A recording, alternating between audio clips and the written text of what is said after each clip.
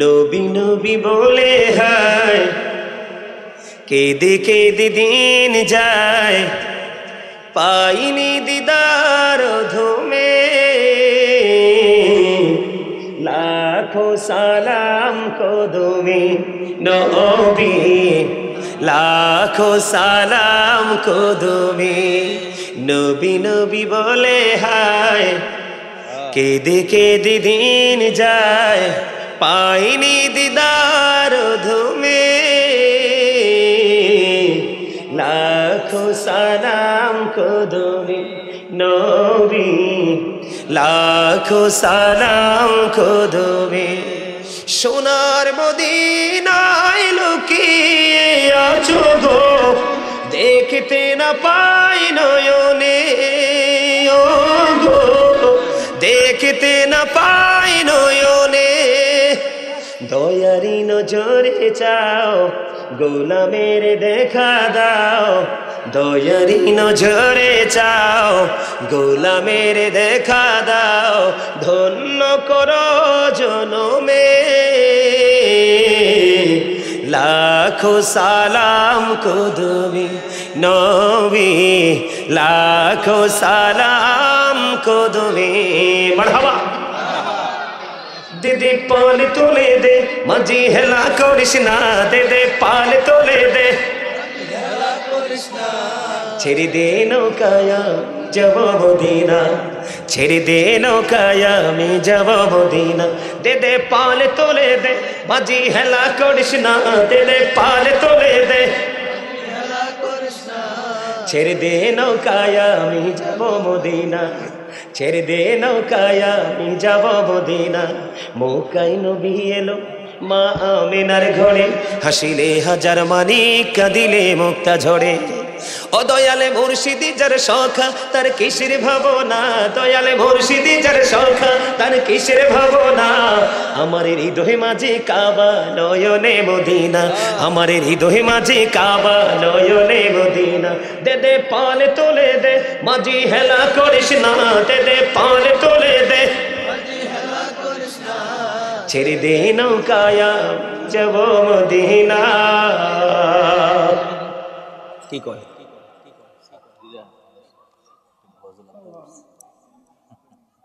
আচ্ছা আচ্ছা আচ্ছা, তাহলে একটা গজল গাইয়ে লাই। হুজুর আমার এই মাদ্রাসার নবম শ্রেণীর ছাত্রী, আমাদের সকলের আবদার। নাম দিছে না তো? ও আছে তো না, নাম দিছে না। সবার একটা আবদার, আবার একটা গজল শুনতে। আপনারা কি শুনবেন? শুনবেন? এটা নোয়াখালী লাকসামের ভাষা, এটা গোটা পৃথিবীর মানুষের হৃদয় ছুঁয়েছে। শুনবেন? আরে যারা বলেন বিজ্ঞানীদের বিজ্ঞানী অঙ্গ নবীজি, এমন দয়াল নবী আর হাইবানি, এমন দয়াল নবী খুঁজা হাইবানি। বিজ্ঞানীদের বিজ্ঞানী অঙ্গ নবীজি, বলেন বিজ্ঞানীদের বিজ্ঞানী অঙ্গ নবীজি। এমন দয়াল নবী আর হাইবানি, এমন দয়াল নবী খুঁজা হাইবানি। বিজ্ঞানীদের বিজ্ঞানী অঙ্গ নবীজি। বিজ্ঞানীরা রকেট যোগে চাঁদের দেশে যায়, অঙ্গ নবী রকেট ছাড়া মেরাজ শরীফে যায়।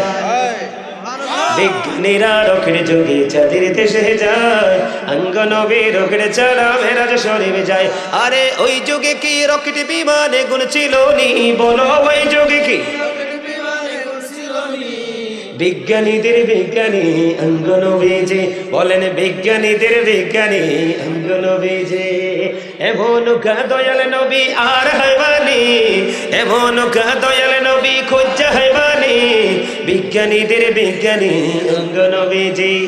বিজ্ঞানীরা রকেট যোগে চাঁদের দেশে যায়, অঙ্গ নবী রকেট ছাড়া মেরাজ শরীফে যায়।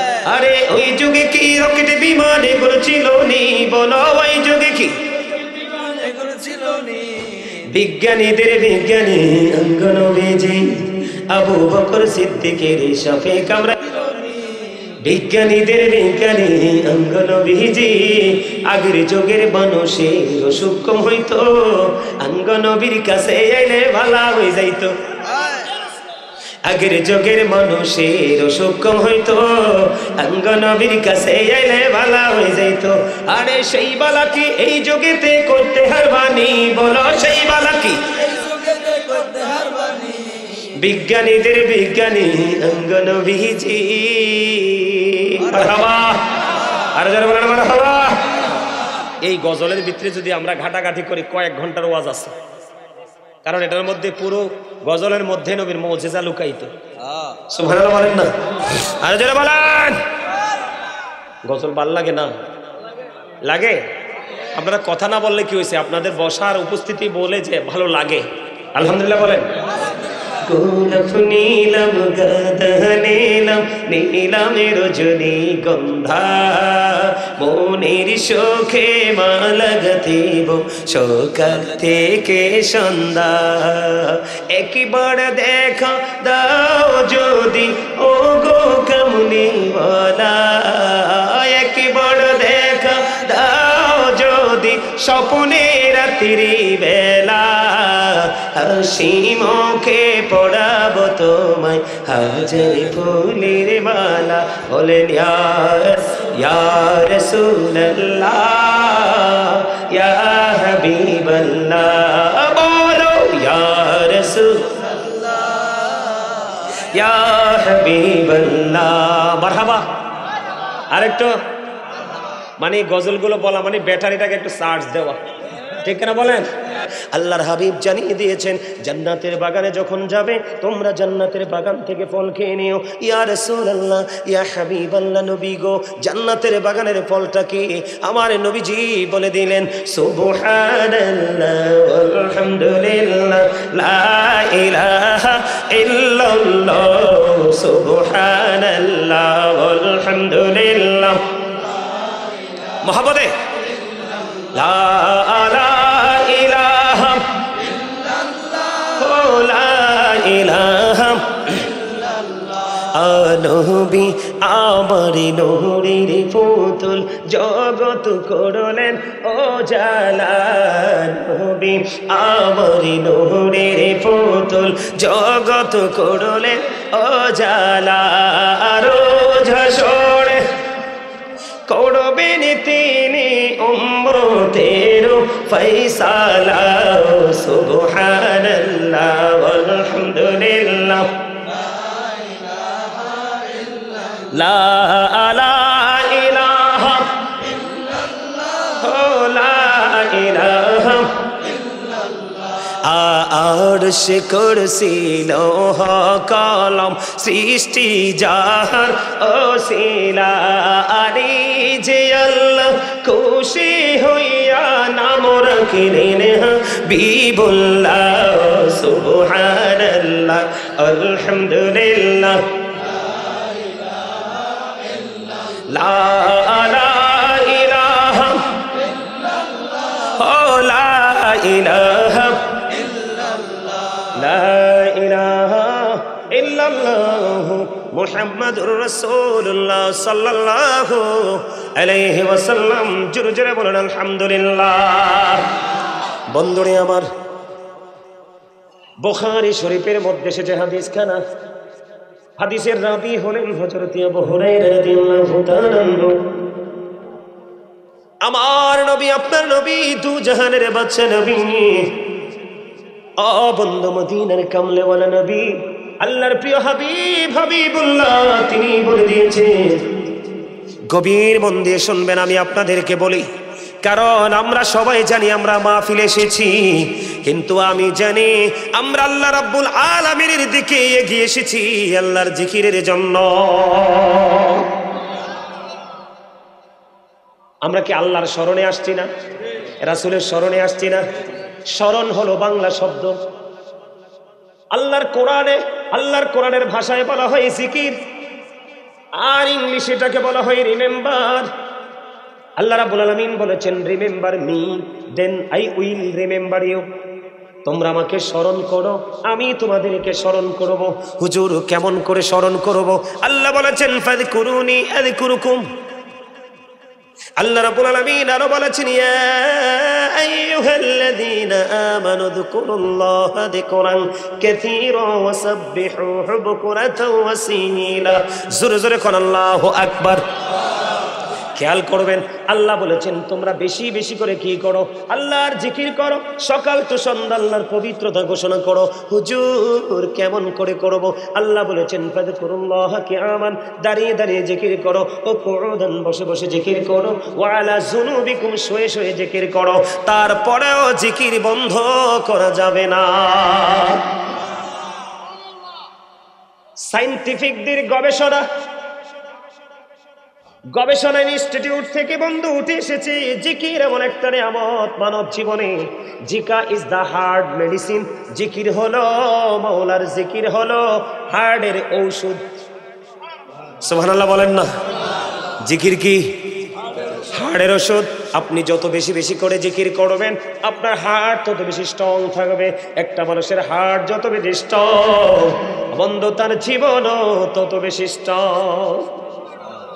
সবচেয়ে বড় মজার যে খবরটা বলতে চেয়েছিলাম, এখন আপনি আমি মনে করতে পারেন যে হুজুর জিকির করলে লাভটা হবে কি? আমরা যার জন্য যাই জান্নাতের জন্য আমরা পাগল।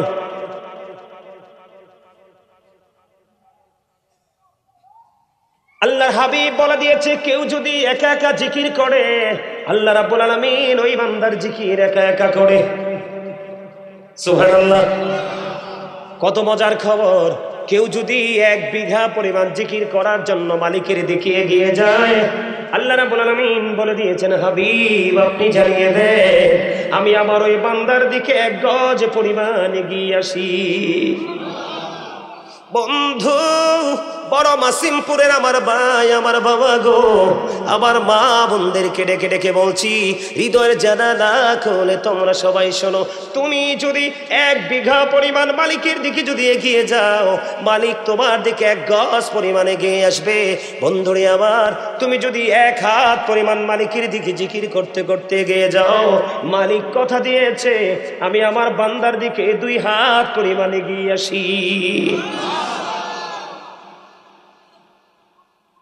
শুধু এখানেই ক্ষান্ত নয়, এই মুহূর্তে যদি আপনাকে কেউ যদি প্রশ্ন করে, বন্ধু তুমি তো আল্লাহর জিকির করতে বসেছ, তুমি আমাকে একটুখানি বলে দাও না এখন তোমার আল্লাহ কি করে? আপনি কনফিডেন্সলি বলে দিবেন, আল্লাহর কোরআন সাক্ষী দেয়, আল্লাহ বলেছেন তোমরা যদি আমার জিকির করো আমি তোমাদের জিকির করব। আপনাকে কেউ যদি প্রশ্ন করে বলে, হুজুর এখন আল্লাহ রাব্বুল আলামিন কি করছে, আপনি কনফিডেন্সলি আত্মবিশ্বাসের সাথে বলে দিবেন, আমার আল্লাহ এখন আমার জিকির করে। এটা হাদিস শরীফ থেকে, বুখারীর মধ্যে এসেছে হাদিস খানা। বন্ধু আরো মজার খবর আছে, আপনি আমি আমরা এই জলসার মধ্যে বসেছি, এই একটা মজলিসের মধ্যে বসেছি বন্ধু। বন্ধু হৃদয় খুলে শোনো, আল্লাহ রাব্বুল আলামিন আল্লাহর হাবিবকে বলে দিয়েছেন, হাদিস শরীফের মধ্যে এসেছে, আমার আপনার প্রাণের নবী তিনি বলে দিয়েছেন, হাবিব আপনি বলে দেন, হাবিব আপনি জানিয়ে দেন, আমার বান্দাগুলো যখন পৃথিবীর কোন নরমাল জলসায় বসে বসে জিকির করে, আমি আল্লাহ কথা দিলাম রে, আমি আমার বান্দাদের কিনে তার চাইতে উত্তম জলসায় জিকির করি।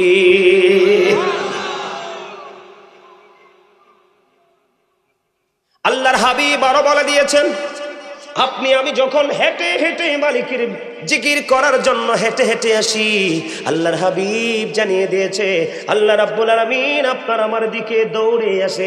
তার মানে হলো আপনি আল্লাহকে যত দ্রুত কাছে পেতে চান, তার চাইতে দ্রুত আল্লাহ আপনার হয়ে যাবে। লবণ না দিলে খাবার খাইতে পারবেন? কেন? ওমা হ্যাঁ হ্যাঁ, এতক্ষণ আইছে একদম সঠিক উত্তর, একদম বাংলা কথা। স্বাদ, স্বাদ না লাগলে কি খাওয়া যায়? স্বাদ না লাগলে খাওয়া যায় দাদা ভাই? স্বাদ না লাগলে, লবণ না দিলে যেমনি খাবার মজা হয় না, মজা না হইলে যেমনি খাওয়া যায় না, ঠিক তেমনি ভাবে আপনি যতক্ষণ না পর্যন্ত প্রেমিক হতে না পারবেন, ততক্ষণ পর্যন্ত আপনার কাছে আমল মজা, আর যতক্ষণ আপনার কাছে মজা না লাগবে ততক্ষণ আপনার আমল করতেও মনে চাইবে না। এখন আমি বলবো আপনাদেরকে, আগে জিকির করার আগে আগে প্রেম শিখেন। কি শিখেন? প্রেম কি? আপনাকে আমাকে এই মুখটা আল্লাহ রাব্বুল আলামিন ভোট খাওয়ার জন্য, বাদাম খাওয়ার জন্য, পান খাওয়ার জন্য, চা দোকানে বসে বসে মানুষের বদনাম করার জন্য, অপ্রাসঙ্গিক অগ্রহণযোগ্য কথা বলার জন্য আল্লাহ রাব্বুল আলামিন আপনাকে আমাকে জবানটা দেয়নি। জবানটা দিয়েছে আল্লাহর জিকির করার জন্য। আমার আলোচনার বিষয় কিন্তু এটা না, আপনাদেরকে টিপ করার জন্য, আপনাদেরকে এক্সপেরিয়েন্স ম্যান হিসাবে প্রিপেয়ার করার জন্য আমার এই বক্তব্য দেওয়া বন্ধু। আমার মূল যে আলোচনা, দাদা কিছু বলবেন? বললে আমার বললেন। হ্যাঁ, উনি এখন আমার সামনে উনি কিছু বলবে না। বন্ধুরে আমার দিকে তাকান, আমি কি বলতে চাই আপনাদেরকে। চাইলে নামাজ ছেড়ে দেওয়া যায়, চাইলে কিন্তু নামাজি হওয়া যায় না।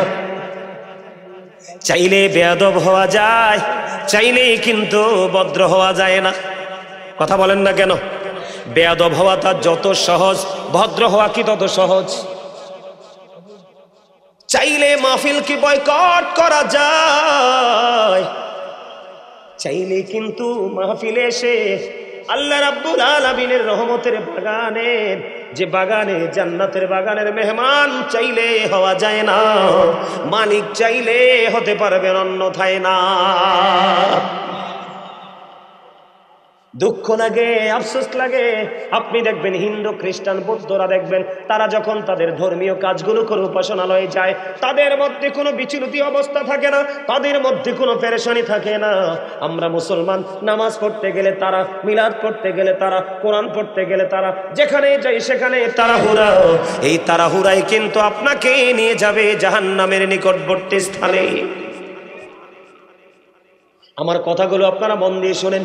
আজকের এই আলোচনা বিবেকহীনদের জন্য নয়, বিবেকবানদের জন্য। আজকের এই লেকচার সেন্স এবিলিটি সম্পূর্ণ পার্সনদের জন্য, সেন্সলেসদের জন্য নয়। আপনি দেখবেন একটা প্লাস পায় আর একটা গোল্ডেন এ প্লাস পায়। যেটা বেশি মনোযোগী এটার জন্য গোল্ডেন এ প্লাস, যেটা একটু কম মনোযোগী এটার জন্য এ প্লাস, আর একটা বন্ধু আরো বেশি স্লো এটার জন্য এ মাইনাস। আর বাকিগুলোর কথা বললে বা বলতে পারবো না, কারণ বাকিগুলোকে রেজাল্টই বলা যায় না। আমি আপনাদেরকে কি বুঝাইতে চাই, আমার আলোচনার বিষয় না, আপনাদেরকে বোঝানোর জন্য বলছি। আমার দিকে তাকান বন্ধু। এখন জিকির কত প্রকার ও কি কি, জিকির কাকে বলে? সুবহানাল্লাহ বল আল্লাহর জিকির, আলহামদুলিল্লাহ বল আল্লাহর জিকির, আল্লাহু আকবার বল আল্লাহর জিকির, লা ইলাহা ইল্লাল্লাহ বল আল্লাহর জিকির। কাউকে ভালো কাজের জন্য ডাকা, এটাও জিকির। কাউকে মন্দ কাজ থেকে বারণ রাখা, বিরত রাখা, এটাও জিকির। বন্ধু, সবচেয়ে বড় মজার খবর হলো নামাজ মাওলার জিকির, কিন্তু নামাজটা হলো মাওলার জিকিরের জলসা, কারণ এটা একই জায়গায় দাঁড়িয়ে বসে সম্পূর্ণ করা হয়। আর হজ হলো মাওলার জিকিরের জুলুস, কারণ এটা বিভিন্ন জায়গা পরিদর্শন করে সম্পূর্ণ করা হয়। এখন আমি আপনাদেরকে বলবো বন্ধু, মাঝখান দিয়ে একটু হাদিস শরীফ আরেকটা ঢোকাতে যাই। আল্লাহর হাবিব বলেছেন, উম্মত তোমরা যখন জান্নাতের বাগানে যাও, জান্নাতের বাগানে যখন তোমরা কদম দিয়ে দাও, আল্লাহর হাবিব বললেন তখন তোমরা জান্নাতের বাগান থেকে ফল কুড়িয়ে কুড়িয়ে খাও। জোরে কন্না সুবহানাল্লাহ। ইয়া রাসূলুল্লাহ, ইয়া হাবিবাল্লাহ, নবী গো, ও প্রাণের নবী, ওই জান্নাতের বাগানের ফলটা কি? আজকের মাহফিল জান্নাতের বাগান, ওই যে জুমার দিনের মসজিদ জান্নাতের বাগান, আমরা 5 ওয়াক্ত নামাজ পড়ি মসজিদে গিয়ে, ওটাও জান্নাতের বাগান। ও বন্ধু, যেখানে কোরআন হাদিসের আলোচনা হয় ওটা বন্ধু সীমিত পরিসরে নুরানি জলসা হয়ে যায়। অল প্রেজ ইজ টু আল্লাহ, সমস্ত প্রশংসা লাভ ফর আল্লাহ, ভালোবাসা আল্লাহর জন্য, হ্যাট ফর আল্লাহ, ঘৃণাও। আজকের জান্নাতের বাগানকে ভালোবাসবো আল্লাহর জন্য, আশপাশের পরিবেশকে অ্যাভয়েড করব কিছু সময়ের জন্য, এটাও আল্লাহর জন্য। সুবহানাল্লাহ বলেন আর জোরে। বন্ধুরে আমার, সব ধরনের জিকিরের খবর আপনারা পেয়ে গেলেন। নামাজ এটা সর্বসম্মতিক্রমে বন্ধু সবার উপরে ফরজ, এটাও হলো মাওলার জিকির। ছোট্ট করে আমি হাদিস শরীফটা আপনাদেরকে বলে বন্ধু, আল্লাহর হাবিব শীতের দিনে বের হওয়ার পরে তিনি চাইয়া দেখলেন গাছের পাতা বিরামহীন ভাবে জোরে জোরে পড়ে। আমার নবীজি গাছের ঢাল ধরলো, ধরে বললেন বন্ধু আবু জরকে একটা ডাক দিলেন, রে আবু জর। আবু জর উত্তর দিলেন লাব্বাইকা ইয়া রাসূলুল্লাহ, আমি হাজির, আমি হাজির। আমার নবী বললেন, রে আবু জর তুমি গাছের দিকে চাইয়া দেখো, শীতের দিনের কারণে গাছের পাতা যেমনি শুষ্ক হয়ে জোরে জোরে পড়ছে, আল্লাহর বান্দাগুলো, আল্লাহর প্রিয় হাবিবের উম্মতগুলো যখন নামাজ নামক জিকিরের মাধ্যমে আল্লাহ রাব্বুল আলামিনের কুদরতি কদমে নামাজের মাধ্যমে কপালটা লাগাইয়া দিবে, আল্লাহ রাব্বুল আলামিন ওই শীতের দিনের গাছের পাতার মতো তার জীবনের সবগুলো গুনাহ ঝরে পড়ে যাবে, মুছে যাবে। তাহলে জিকির করলে লাভ না লাভ? আল্লাহর হাবিব বলেছে প্রত্যেকটা জিনিসকে ক্লিয়ার করার জন্য একটা উপকরণ থাকে, যন্ত্র থাকে। মানুষের মনের ঘরের ময়লা দূর করার যন্ত্র হলো আল্লাহ রাসূলের জিকির। আল্লাহর হাবিব বলে দিয়েছে তোমরা এমন ভাবে জিকির করো মানুষ দেখলে যেন তোমাদেরকে পাগল বলে। জিকির দুই ভাবে করা যায়, জবান দিয়ে করা যায়, অন্তর দিয়ে করা যায়। আল্লাহর হাবিব জানিয়ে দিয়েছেন জবান এবং অন্তর দুটো মিলে যে জিকির করা হয় ওই জিকির হলো সবচেয়ে উত্তম জিকির। এই আমি শুরুতে বলছি একটা লোক কথা বলতে পারবা না, যদি কথা বলার ইচ্ছা থাকে বাইরে চলে যাবা। তাবারক কাছে যার কথা বলার ইচ্ছা এখানে ভাই এখানে কথা বললো না, এখানে কথা বললে আমি তোমাকে বেয়াদব ছাড়া আর কিছুই বলার থাকবে না, কারণ এটা আমার কথা না, এটা কোরআন এবং হাদিসের কথা। যেই কথাগুলো হচ্ছে যেটা আল্লাহ রাসূলের কথা, আমার ব্যক্তিগত কোনো কথা, আমার স্বার্থের কোনো কথা। আমি তোমাদেরকে বলবো যদি ভালো না লাগে তোমরা বাইরে যে আড্ডা দিবা, কথা বলবা, যখন আমি ইয়া নবী সালামু আলাইকা বলবো বুঝবা যে বিরিয়ানির টাইম হয়েছে, তখন এই ঢুকিয়া পড়বা। কি ভুল কইছি? আপনারা তুমি হাসতেও পারেন না, আমি হার্ট অ্যাটাক করে মরবেন তো। আল্লাহ রাসূল বলেছে সুস্থ জীবনের জন্য হাসি খুশি থাকার কোনো বিকল্প নেই। আমি মানুষের জীবনে সুস্থতা নিয়ে আলোচনা করলে অনেকগুলো পয়েন্ট আপনাদের সামনে তো উঠে আসবে, কিন্তু এর মধ্যে সুস্থ থাকার মধ্যে গুরুত্বপূর্ণ আরেকটা আল্লাহ রাসূল বলেছেন হাসি খুশি ফ্রি থাকা। আপনি ভাব লইয়া বসে রয়েছেন কি আপনার বাড়ি আজরাইল চিনে না? আজরাইল আসবেনি? আসবে। আসলে কয়েক লাখ টাকা দিয়ে আজরাইলকে ফেরত দেওয়া যাবে না? যাবে না? ওমা আজরাইল টেয়া নেয় না তো। আজরাইল যদি টাকা দিয়ে ফিরাইতে না পারেন তাহলে কোন ভাবে বসে রয়েছেন? এত সুন্দর করে দুরূদ পড়তেছে, জিকির করতেছে, মনে হয় যে হামসে বড় কোন হে কিও। এই মিয়া আপনার সামনে দুরূদ হচ্ছে, জিকির হচ্ছে, আল্লাহর হাবিবের জিকির হচ্ছে, আপনি জবান বন্ধ করে রেখেছেন। হাদিস শরীফের ভাষা অনুযায়ী আপনি হচ্ছেন কৃপণ। আল্লাহ কৃপণকে পছন্দ করেন, আল্লাহ কৃপণতা পছন্দ করে না। এখন আপনি বলবেন না হুজুর আমি কৃপণ না, তাইলে কি বলবো? অহংকারী। নাইলে আপনি চুপ করেছেন কেন? কতদিন বাঁচবেন, কত সময় বাঁচবেন, এখান থেকে উঠে যেতে পারবেন কিনা, আগামীকাল কি বিচরণ করতে পারবেন কিনা, এটার কোনো দলিলই তো আপনার কাছে নাই। তা আপনার প্রাউড ফিল করার কি আছে এখানে? বছর একটা মাহফিল, একটা দিন একটা মাহফিল হয় মানুষের মধ্যে। আমাদের সময় আমি জানেন, আমাদের যখন ছোট ছিল আমরা পড়াশোনা করি তখন তার এত মাহফিল হইতো না। কয়েক গ্রাম মিলে একটা মাহফিল হইতো। ব্যক্তিগতভাবে আমি খেয়াল করতাম হুজুর বসার চেয়ারটা কোথায় দিছে, ঠিক নাক বরাবর এসে বসতাম সবার আগে। মানে পাগল থাকতাম দুরূদ পড়ার জন্য। এখন এসে বুঝি এই দুরূদেই কত যে নিয়ামত। এই দুরূদ, এই মিয়া গল্প শুনেন, প্রেম হৃদয় ধারণ করেন, দেখবেন আপনাকে সুখের স্বর্গে নিয়ে যাবে প্রেম। আপনি যেটা বুঝতেও পারবেন না। আমার জীবনে এই পথে আসার পিছনে কারণ শুনেন। আমি আমাদের ফকিরবাজার হাই স্কুলে ক্লাস 6-এ পড়ি। তখন আমাদের শাহপুর দরবার শরীফে ডক্টর আহমদ পেয়ারা বাগদাদি বাৎসরিক ক্রিয়া অনুষ্ঠানের প্রধান অতিথি ছিলেন। আমার টিচাররা দেখছি আজকে যারা এইভাবে নিচে বসে আছে, আমার টিচারদেরকে যখন দেখলাম পীর সাহেব কেবলার পায়ের নিচে বসে আছে, তখন আমি চিন্তা করলাম পৃথিবীর মধ্যে সবচেয়ে দামি মানুষ তো হুজুর রায় না। আজকে শোনেন প্রেমের গল্প। সবাইকে দেখলাম হুজুরের পায়ের নিচে বসে আছে, একটা লোক হুজুরের উপরে বসে নাই। ঠিক সেই দিন থেকে আল্লাহর কাছে বলেছি দর্শক সারি থেকে, সেই দিন আবার আমার প্রতিযোগিতা ছিল গজল এবং কেরাত, দুইটাতে আমি পুরস্কার ফার্স্ট হয়েছি। একটা কিতাব আমাকে বাগদাদি হুজুর কেবলার হাত মোবারক দিয়ে আমার হাতে দিয়ে মাথায় হাত মেসেজ করে দিল। পাগল হয়ে গেলাম, আজকে থেকে আর স্কুলে পড়বো না। এই দিন থেকে আমি মাদ্রাসায় চলে গেলাম। সেদিন স্বপ্ন দেখেছিলাম এই দর্শক সারি থেকে, আল্লাহ জীবনে একদিন যদি এইরকম একটা পরিবেশে বসতে পারতাম। আর আজকের দিনে একটা চেয়ার নাই আমার জন্য, প্রধান অতিথি ছাড়া, প্রধান বক্তা ছাড়া। আমি চাইলেও কোথায়, আজকেও কয়েকটা মাহফিল আমি কথা বলেছি, ভাই আমাকে এশারের নামাজের পরে দেন, আমি 1-1.5 ঘন্টা আলোচনা করবো। হুজুর না, আপনাকে আমরা শেষে আগে দিতে পারবো না, আপনি সবার পরে ধরতে হবে, আপনি চলে গেলে মানুষ চলে যাবে বা মাহফিলের মধ্যে একটা হট্টগোল সৃষ্টি হবে। এটা কি বুঝাইতে চাইছে? আমার ক্রেডিট না, আপনারা আমাকে যারা চিনেন ভালো করেই চিনেন। মানে বাস্তবতাটা আপনাদের সামনে তুলে ধরলাম। প্রেম মানুষকে ধীরে ধীরে কতটা উপরে সিঁড়ির দিকে নিয়ে যায়। ভালোবেসে কেউ কলঙ্কিত হয়েছে, লাঞ্ছিত হয়েছে, অপমানিত হয়েছে, অবনতি হয়েছে এমন ইতিহাস নাই। যারা ভালোবাসাকে এনকার করেছে তাদের জীবনটাই ধ্বংস। আপনারাও যারা এখানে এসেছেন, অনেক স্টুডেন্টদেরকে, ইয়াং ম্যানদেরকে আমি দেখতে পাই। ইয়াং ম্যান যারা ভাই তোমরা এখানে বসছো, জীবনটা এই যে যারা আমার দাদাভাই যারা আছে তাদের জীবনের তুলনায় আমাদের জীবনটা একেবারে ছোট। তাদের সুস্থতার তুলনায় আমাদের সুস্থতা নাই বললেই চলে। তাদের যে বডি ফিটনেস সেটার তুলনায় আমরা তাদের কাছে যেতেও পারবো না, তার আগে 100% উইক হয়ে পড়বো। কেন? আমার দিকে তাকান, এটা কেন হয়? এই আমি ওয়াজ কিন্তু মূল আলোচনা যাইতে সময় লাগবে, থাকবেন নি আপনারা? যতক্ষণ থাকি আমি থাকবেন, যতক্ষণ আলোচনা করে থাকবেন। কে কে থাকবেন সোজা করে হাত তুলে দেখান তো। ইয়া রাসূলুল্লাহ, আত্মান জিন্দাবাদ জিন্দাবাদ। অ্যাক্টিভ না, যাক যতটুকু পারছেন আলহামদুলিল্লাহ। আমি কেন বলছি শোনেন, আপনাদেরকে আমার আরেকটু ওয়াজ করাতে হবে। হেই এই এটা কি শুটিং এর জায়গা? এই জালিমে টানেন তো মেম্বার সাহেব একটা, জানেন জালিমে টানেন। এক যুগের উপরে মিয়া ছাত্রছাত্রী পিটাইছি। আমার ছাত্র যেটা ছিল এটা 1 সেকেন্ডের জন্য বেয়াদব হইতে পারে নাই। এই জালিমে একটা রাহেন তো হুজুর আইন না আমার কাছে, আমি নাইমা খিচ্ছা আসবো দুই একটা।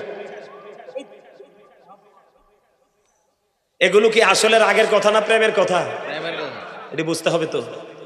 আমার দিকে তাকান, আমি আপনাদেরকে আরেকটু বুঝাই, জিকিরটা নিয়ে একটু বুঝাইছি না? দেখেন আল্লাহ রাব্বুল আলামিন একবার সব স্পষ্ট করে দিয়েছে। সূরা ইউনূসের 44 নম্বর আয়াতে আল্লাহ বলেছেন, ইন্নাল্লাহা লা ইয়াজলিমুন নাসা শাইয়্যান ওয়ালাকিন্নান নাসা আনফুসাহুম ইয়াজলিমুন। আল্লাহ রাব্বুল আলামিন বলেছে, আল্লাহ আল্লাহর বান্দার উপর জুলুম করে না, বান্দা নিজেই নিজের উপর জুলুম করে।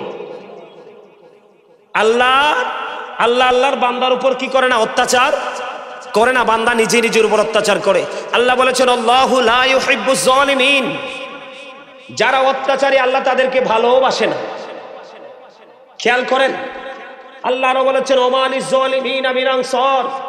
জালেমরা যখন বিপদে পড়ে যায়, অত্যাচারীরা যখন বিপদে পড়ে যায়, আল্লাহ বলেছে আল্লাহ তাদের জন্য কোনো সাহায্যকারীও রাখে নাই। খেয়াল করছেন বিষয়টা? আল্লাহ কি বলেছেন? আল্লাহ কারো উপর অত্যাচার জুলুম মুখস্থ করে যান, ওয়াজ যদি শিখতেই না পারেন তাহলে বৈশা লাভ নাই। সূরা ইউনূসের 44 নম্বর আয়াতে আল্লাহ বলেছেন, ইন্নাল্লাহা লা ইয়াজলিমুন নাসা শাইয়্যান ওয়ালাকিন্নান নাসা আনফুসাহুম ইয়াজলিমুন। আল্লাহ বলেছেন আল্লাহ আল্লাহর বান্দার উপর অত্যাচার করে না, বান্দা নিজেই নিজের উপর অত্যাচার করে। আর যারা অত্যাচারী আল্লাহ বলেছেন, আল্লাহু লা ইউহিব্বুজ জালিমিন। আল্লাহ যারা অত্যাচারী তাদেরকে ভালোবাসে না। ওয়ামালিজ জালিমিনা মিন আনসার। জালেমদের জন্য আল্লাহ রাব্বুল আলামিন কোনো সাহায্যকারীও রাখে না। খেয়াল করছেন বিষয়টা? এদিকে তাকান, জালেমরা যখন কবরে যাবে তাদের কি অবস্থা হবে জানেন? আল্লাহ রাব্বুল আলামিন মুমিন যারা তাদের সম্পর্কে বলেছেন, আল্লাযীনা আমানু, যারা ঈমান এনেছে, ওয়া কানু ইয়াত্তাকুন, এবং তাকওয়া অবলম্বন করেছে, লাহুমুল বুশরা, তাদের জন্য সুসংবাদ, ফিল হায়াতিদ দুনিয়া, দুনিয়ার জীবনে, ও ফিল আখিরা, এবং পরকালের জীবনে। এটা মুমিনের ক্ষেত্রে। আর যারা মুমিন হতে পারল না, ওই আয়াতের দিকে ফলো করতে হবে। আল্লাহ বলেছেন, ইন্না বাতুশা রাব্বিকা লাশাদীদ। আল্লাহ বলেছেন, দ্য সিজিং অফ আল্লাহ ইজ ডিফিকাল্ট। আল্লাহ বলেছেন, ইন্নাল্লাহা সারিউল হিসাব। আল্লাহ is quick to take account. আল্লাহ মানুষকে ধরবে খুব শক্তভাবে, হিসাব নেবে খুব শক্তভাবে। সবচেয়ে বড় দুঃখজনক কথা হলো, কেউ যদি সেদিন বিপদে পড়ে যায়, আমি এই প্রজন্মে এসে ম্যাক্সিমাম লোককে আমি বিপদগ্রস্ত দেখতে পাই। আপনারা আমার কথা একমত হতে পারবেন না, কারণ হক কথা একটু তিতা, এটা তেতু সত্য। এই আমার দিকে তাকান, এই পৃথিবীতে কিন্তু সাহায্যকারীর অভাব হয় না। আল্লাহ বলেছেন ওপার সম্পর্কে, আল্লাহ বলেছেন লা ইয়ামুতু, people will not die. That day, সেদিন মানুষ মরতে পারবে না। আল্লাহ বলেছেন ফিহা ওয়ালা ইয়াহইয়া, people will not be able to life that day, সেদিন মানুষ বাঁচতেও পারবে না। আল্লাহ বলেছেন ওমা হুম আনহা বিগাইবিন, people will not be able to escape that day, সেদিন মানুষ সেখান থেকে পালাতেও পারবে না। এত কঠোরতা কেন? কারণ আল্লাহ এত কঠোর হওয়ার কারণ আছে। আল্লাহ আমাদেরকে সর্বোচ্চ ভালোবাসা দিয়েছে, সর্বোচ্চ মায়া করে বানিয়েছে। আমি মুখস্থ কথা বলার অভ্যাস নাই। কোরআন শরীফের 30 পারা সূরা ইনফিতর আল্লাহ রাব্বুল আলামিন বলে দিয়েছেন ফি আই সূরাতিম মা শাআ রাক্কাবা। আল্লাহ রাব্বুল আলামিন বলে দিয়েছে ও বড় মাসিমপুরের আমার ভাই বাবারা, কেমন করে বাইরে দাঁড়িয়ে দাঁড়িয়ে গল্প করো রে, কেমন করে দোকানে দাঁড়িয়ে আছো, কেমন করে ঘরে মন বসলো রে, একদিন তো সময় চলে যাবে, পৃথিবীর জীবন চলে যাবে। আল্লাহ রাব্বুল আলামিন ও বন্ধু সূরা শুআরা 88 এবং 89 নম্বর আয়াতে স্পষ্ট করে বলে দিয়েছে পৃথিবীর মানুষ সন্তানের জন্য পাগল হয়ে গেল, সন্তানের ভবিষ্যৎ রচনা করার জন্য দেওয়ানা হয়ে গেল। আল্লাহ রাব্বুল আলামিন বলেছেন ইয়াউমা লা ইয়ানফাউ মালু ওয়ালা বানুন ইল্লা মান আতাল্লাহু বিকলবিন সালিম। জোরে জোরে কোন আল্লাহু আকবার। ওই হাসরের দিন, ওই কিয়ামতের দিন ফিউচারে তোমার সন্তান সন্ততি ধন সম্পদ কোনো কিছুই কোনো কাজে আসবে না, তবে যিনি সুস্থ হয়ে যাবে তার কোনো কিছুর কোনো প্রয়োজন হবে না। আল্লাহ রাব্বুল আলামিন সূরা ইনফিতরের মধ্যে বলে দিয়েছেন ফি আই সূরাতিম মা শাআ রাক্কাবাত।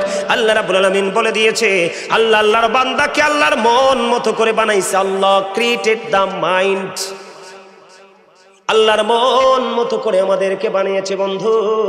এবার তুমি সূরা 3 এর মধ্যে চাইয়া দেখো, আল্লাহ রাব্বুল আলামিন বলেছেন লাকাদ খালাকনাল ইনসানা ফি আহসানি তাকওয়িম। আল্লাহ রাব্বুল আলামিন আসমান জমিন চন্দ্র সূর্য যা কিছু আছে সৃষ্টি জগতের মধ্যে সব কিছুর চাইতে সুন্দর করে বানাইছে মানুষকে।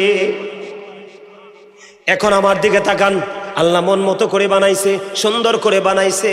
আবার আল্লাহ রাব্বুল আলামিন এই মানুষের ক্ষেত্রে কঠোরতাও প্রয়োগ করেছে। বন্ধুরে আমার কঠোরতা প্রয়োগ করার কারণ হলো আল্লাহ রাব্বুল আলামিন আপনাকে আমাকে আল্লাহর মন মতো করে বানাইয়া আল্লাহ রাব্বুল আলামিন বলেছে আমি তোমাদের জন্য আমার মন মতো একটা রাস্তাও তৈরি করে দিয়েছি। সেই রাস্তার নাম হলো ইন্নাদ দীনা ইনদাল্লাহিল ইসলাম। আল্লাহর মনোনীত ধর্ম হলো ইসলাম ধর্ম। Islam is not only a religion but also complete code of life. পরিপূর্ণ এবং পূর্ণাঙ্গ জীবন ব্যবস্থা রয়েছে ইসলামের মধ্যে। সুবহানাল্লাহ বলবেন না? খেয়াল করছেন বিষয়টা? খেয়াল করছেন আল্লাহ একদিকে কত কঠোর খেয়াল করছেন, আরেকদিকে আল্লাহ মানুষের প্রতি কতটা নিয়ামতে পরিপূর্ণ। কথা না এগুলো? এখন আপনি ইসলাম ধর্মটাকে আপনি পরিপূর্ণ নিয়ামতের আওতায় আসতে হলে ইসলামের নির্যাস হলো আপনার আমার প্রাণের নবী ওই মদিনায় কামলেওয়ালার সাথে প্রেমের ডুরি লাগাইতে হবে। আমেরিকার গবেষক মাইকেল এইচ হার্ট তিনি 100 জন প্রভাবশালীর তালিকা করলেন। তিনি বললেন the 100 A ranking of the most influential person in the history.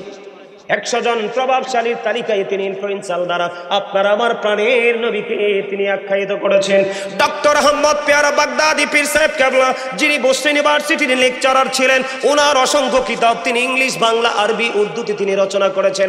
এর মধ্যে বন্ধু অসংখ্য কিতাব আমার দেখার সুযোগ হয়েছে।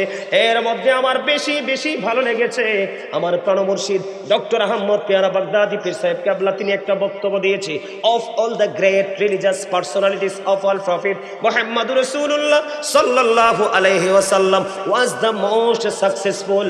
পৃথিবীর বুকে যত নবী রাসূল এসেছে, ইমামতি থেকে রাজনীতি, রাজনীতি থেকে ইমামতি, প্রত্যেকটা জায়গায় আপনার আমার প্রাণের নবী সফল।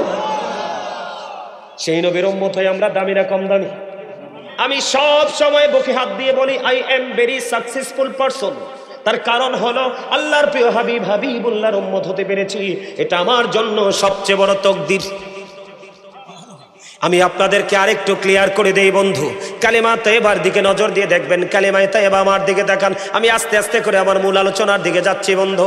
কালেমায়ে তয়্যবার মধ্যে এসে there is no God but Allah, Muhammad Rasulullah sallallahu alayhi wasallam is the messenger of Allah। কালেমা তয়বার মধ্যে দুইটা দিক দেখা যায়, লা ইলাহা ইল্লাল্লাহ, there is no God but Allah, এটা হলো তাওহীদ, মুহাম্মাদুর রাসূলুল্লাহ সাল্লাল্লাহু আলাইহি ওয়াসাল্লাম is the messenger of Allah, এটা হলো রিসালাত। আমার দিকে খেয়াল করেন, আল্লাহ রাব্বুল আলামিন লা ইলাহা ইল্লাল্লাহর মধ্যে 12টা হরফ, মুহাম্মাদুর রাসূলুল্লাহ সাল্লাল্লাহু আলাইহি সাল্লামের মধ্যে 12টা হরফ, 12 মিলে হয়ে গেল 24। আল্লাহ রাব্বুল আলামিন কয়, বান্দা গভীরভাবে খেয়াল করে নজর দিয়ে চাইয়া দেখো, কালেমার মধ্যে 24টা হরফ, আমি আল্লাহর দিকে রেখেছি 12টা, আমি আমার হাবিবের দিকে রেখেছি 12টা, 12 মিলে হয়েছে 24। আমি একদিনে 24 ঘন্টা বরাদ্দ দিয়েছি।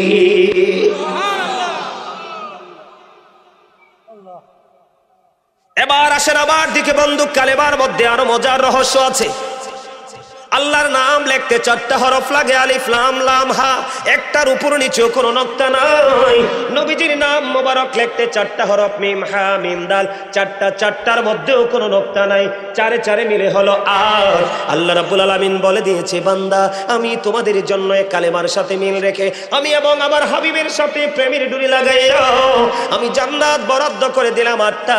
তোমরা যেখান থেকে মন চায়, যেটা মন চায় সেটাই তোমাদের কর্ম দ্বারা দখল করো। তবে রাসূল বলেছে, যখন তোমরা জান্নাত কামনা করো তখন তোমরা জান্নাতুল ফেরদাউস কামনা করবে।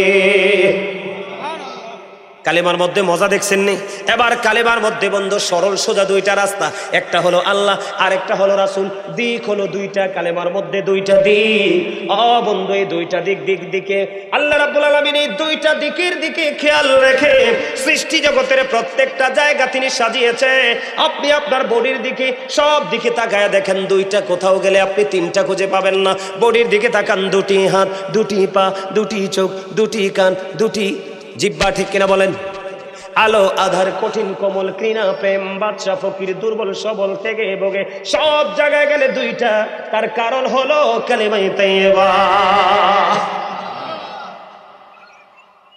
এখন আপনি আমি যদি রাসূলকে পেতে পাই তাহলে আল্লাহ পেয়ে যাব, আর রাসূলকে পেতে হলে আপনাকে আমাকে ভালোবাসতে হবে রাসূলের আহলে বাইতকে। আহলে বাইতকে যে কষ্ট দেয় সেই জন্য রাসূলকে কষ্ট দিল, আর রাসূল যদি কষ্ট পায় ওটা আমার আল্লাহ কষ্ট পায়। আল্লাহ কষ্ট পাওয়া মানে তার জন্য জাহান্নাম বরাদ্দ। আহলে বাইতকে যে ভালোবাসলো, যে রাসূলকে ভালোবাসলো, আর যে রাসূলকে ভালোবাসলো সে যেন আমার আল্লাহকে ভালোবাসলো, আর আল্লাহর ভালোবাসার বিনিময় হলো বন্ধু জান্নাত। এটা আমার মুখস্থ কথা নয়, আল্লাহ রাব্বুল আলামিন ভালোবাসার কথা কেমন করে বলেছেন, কুল্লা আসআলুকুম আলাইহি আজরান ইল্লাল মাওয়াদ্দাতা ফিল কুরবা। আল্লাহ রাব্বুল আলামিন বলে দিয়েছে। আপনারা কি ক্লান্ত হয়ে পড়ছে? তো এত আস্তে কেন আল্লাহু আকবার? আরো জোরে। মেম্বার সাহেবের দাবি, হুজুর আমার মাহফিলের দিন 2টা ওয়াজ করণ যেত না, একটা করা লাগবে। আমি ওনার কথা মানছি। এখন মানার পরে আপনাদেরকে যদি আমি অ্যাক্টিভ হিসাবে না পাই তাহলে তো আমি 2টার সময় একটা দিতে পারবো না। আপনারা খেয়াল করেন, আল্লাহ কোরআনে বলেছে, হাবিব আপনি বলে দেন, বন্ধু আপনি বলে দেন আপনার উম্মতগুলোকে, সৃষ্টিকে আপনি জানিয়ে দেন, আমি যে তোমাদের কাছে রিসালাত নিয়ে এসেছি, আমি তোমাদেরকে সত্যের সন্ধান দিয়েছি। এই সত্যের সন্ধান রিসালাতের বিনিময় আমি তোমাদের কাছে কোনো কিছুই চাই না, চাই শুধু আমার আহলে বাইতের ভালোবাসা। আল্লাহু আকবার, ইয়া রাসূলুল্লাহ, ইয়া আলী, ইয়া আলী। আলহামদুলিল্লাহ বলেন, আরো জোরে বলেন, আরো জোরে। আপনারা কি ঘুমাই গেছেন? কিরে চারিদিকে সমস্যা? আচ্ছা এটা দেওয়া। গজল পছন্দ করেন না? আশেকে রাসূলদের হৃদয়ের খোরাক হলো নবীর প্রেমের গজল। আরো জোরে বলেন, আরো জোরে। বন্ধু আমার দিকে তাকান, আমি কি বলতে চাই, আমি ধীরে ধীরে আলোচনায় ঢুকতে চাই। এতক্ষণ যেগুলো বলেছি একটাও আমার আজকের মূল আলোচনা নয়, আমি এখন ঢুকবো আমার মূল আলোচনায়।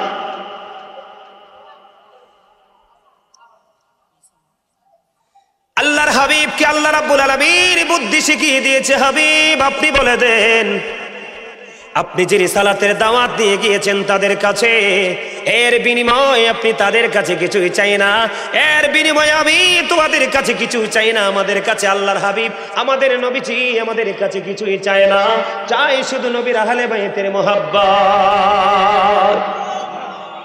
এখন আহলে বাইতকে ভালোবাসা ফরজ। কি? আল্লাহ রাব্বুল আলামিন কোরআনে বলেছেন বন্ধু আহলে বাইতকে ভালোবাসতে হবে। হাদিস শরীফের দিকে যদি আমি একটু নজর দেই আপনারা খেয়াল করবেন, আল্লাহর হাবিব বলে দিয়েছেন আদিবু আওলাদাকুম আলা তালাতি খিসারিন হুব্বি নবীকুম ওয়া হুব্বি আহলি বাইতিহি ওয়া আলা কিরাআতিল কোরআন। আল্লাহর হাবিব সরকারে মদিনা তিনি বন্ধু বলে দিয়েছেন, আল্লাহর হাবিব জানিয়ে দিয়েছেন তোমরা তোমাদের সন্তানদেরকে তিনটি বিষয়ে শিখাও। একটা হলো হুব্বি নবীকুম নবীর ভালোবাসা, আরেকটা হলো হুব্বি আহলি বাইতিহি নবীর পরিবারের ভালোবাসা, আরেকটা হলো আলা কিরাআতিল কোরআন কোরআন তেলাওয়াত। আজকে আমি আপনাদের কাছে আলোচনা করব বন্ধু আহলে বাইতের মর্যাদা নিয়ে। আল্লাহ বলেছে ভালোবাসতে, আবার রাসূল বলেছেন ভালোবাসতে। আমরা ভালোবাসবো কি বাসবো না? আরো জোরে বলেন, ভালোবাসার দরকার আছে না নাই? বড় মাসিমপুরের যুবক, জীবনে কত মানুষের সাথে প্রেম করেছো, আজকে শুধু প্রেমের গল্প শুনে যাও, এই প্রেম তোমার ঠিকানা কোথায় নিয়ে যাবে? ও মাসিমপুরের আবার যুবক, ও যুবক বন্ধুরা হৃদয়ের জানালা খুলে তোমরা শোনো, কোরআনের মধ্যে পেয়েছি আপনার আমার প্রাণের নবী জানিয়ে দিয়েছে, আল্লাহর হাবিব বলে দিয়েছেন আহলে বাইতকে ভালোবেসে যাও। আহলে বাইতের অন্যতম সদস্য হলো ইমাম হাসান হুসাইন, দুই ভাই, এই দুজনকে ভালোবাসো। আল্লাহ রাসূল বলেছেন এই দুইজন তোমাদের জান্নাতে লিডার হবে। আপনারা জীবনে নেতা চান কিনা? নেতাকে ভালোবাসতে চান কিনা? পৃথিবীর সকল নেতার চাইতে উত্তম নেতা হলো আমার রাসূলের কলিজার টুকরা ইমাম হাসান হুসাইন, দুই ভাই। আমায় এই কর্নারে আমি দেখেছি এখানে প্রজেক্টর দেওয়া আছে বন্ধু, আমার মা বোনেরা শুধু ঢুকতেছে বন্ধু প্যান্ডেলের ভিতরে। আমার মা বোনদের জন্য একটা গুরুত্বপূর্ণ মেসেজ দিতে চাই, যুবক তোমরা শুধু জান্নাতি হতে চাও না, তোমরা তোমাদের মাকেও জান্নাতে নিতে চাও। কথা কয় না? আমরা এই জান্নাতে যাব নাকি জনম দুঃখী মার আগে জান্নাতের ফয়সালা করব? জনম দুঃখী মার আগে জান্নাতের ফয়সালা করব। ওই জান্নাতের ফয়সালা যদি তুমি করতে চাও, আমার রাসূল বলেছেন ফাতেমাতু সাইয়্যিদাতু নিসাই আহলিল জান্নাহ। আমার রাসূল বলেছেন mother Fatema is the leader of female in জান্নাহ। আমার নবীজি জানিয়ে দিয়েছে ইমাম হাসান হুসাইনের মা খাতুনে জান্নাত ফাতেমা, যাকে আমার নবীজি উম্মে হাবিবা বলে বন্ধু ডাকতো। সুবহানাল্লাহ বলেন না? উম্মে হাবিবা বলে ডাকতো, মা খাতুনে জান্নাত ফাতেমা। ও মাসিমপুরের আমার মা, আমার বোন, সবাইকে হৃদয়ের জানালা খুললে বল শুনতে অনুরোধ করব। তোমরা আজকে হৃদয় উজাড় করে শোনো গো, আমার নবীজি বলে দিয়েছেন মা খাতুনে জান্নাত ফাতেমা ওই পৃথিবীর সকল মুমিনাদের জান্নাতে সরদারিনী, লিডারিনী হয়ে যাবে। আমরা পড়াশোনা করতে হলে স্কুল কলেজ মাদ্রাসা ইউনিভার্সিটিতে যেতে হয় কি হয় না? আরো জোরে বলেন হয় কি হয় না? আমার নবীজি ইহারা বলে দিয়েছেন আহলে বাইতের অন্যতম সদস্য হলো আরেকজন হযরত আলী। আমার নবীজি বলে দিয়েছেন আনা মাদিনাতুল ইলমি ওয়া আলিউন বাবুহা।